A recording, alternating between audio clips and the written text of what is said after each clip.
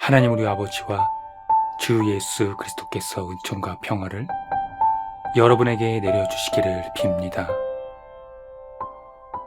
오늘 본문에는 예수께서 빌립을 부르시는 장면과 나다나엘을 만나 나누신 대화의 내용을 다루고 있습니다. 특징적인 것은 부르심에 응한 사람들은 우리가 메시아를 만났다는 증언을 하고 있습니다. 이것은 요한복음 기자가 초점을 맞추고 있는 부분입니다. 예수님은 하나님의 아들로 세상이 시작될 때 하나님과 함께 계셨으며 하늘에서 내려오는 자라는 것입니다. 즉 선지하는 존재이며 신적인 존재라는 의미입니다. 요한복음 기자는 어떻게 아버지 하나님과 아들의 관계를 이해했을까요?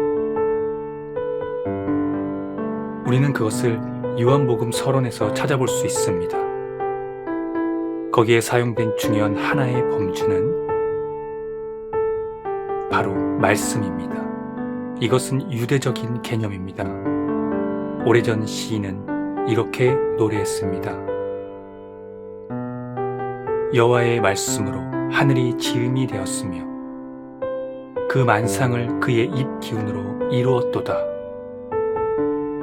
요한복음에서 그 말씀은 바로 예수 그리스도를 가리킵니다.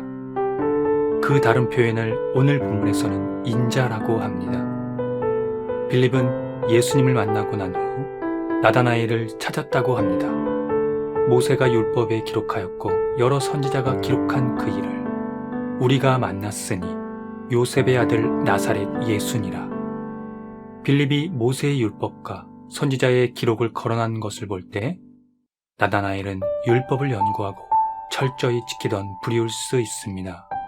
그가 무화과 나무 아래에 있었다는 것도 그렇습니다. 예수께서 그를 참 이스라엘인으로 지켜 세우신 것도 말입니다. 이스라엘이 그토록 기다리던 메시아가 바로 눈앞에 있다니 빌립의 말은 좋은 소리이지만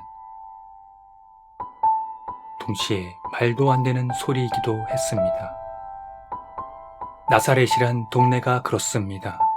별 볼 것 없는 시골 마을에서 메시아가 나올 일은 꿈에도 상상하지 않았습니다.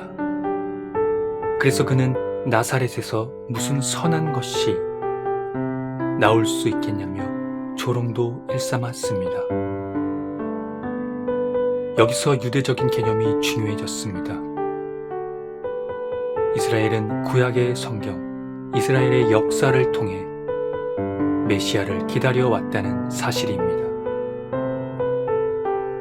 나다나엘은 예수께서 자신이 무화과 나무 아래에 있을 때부터 보셨다는 것에서 요한복음이 전하려는 초점을 말합니다. 당신은 하나님의 아들이시요 이스라엘의 임금이로소이다. 빌립이 찾아오기 전 자신의 삶을 알고 있었다는 사실에 그가 기다려온 메시아에 대한 눈을 떴다는 것이 중요할까요? 요한복음 기자에게는 그런 이적 같은 건 별로 중요하지 않습니다. 이보다 더 큰 일을 보는 것이 중요해졌기 때문입니다. 실질적으로 나다나엘이 고백한 메시아의 증거를 확증하는 것입니다. 이적이라는 경험보다 예수님의 신적 본질이 무엇인가에 대한 경험과 고백이자 동시에 삶의 방향입니다. 더 큰 일을 묵시문학 사상으로 이렇게 표현했습니다. 하늘이 열리고 하나님의 사자들이 인자 위에 오르락 내리락 하는 것을 보리라.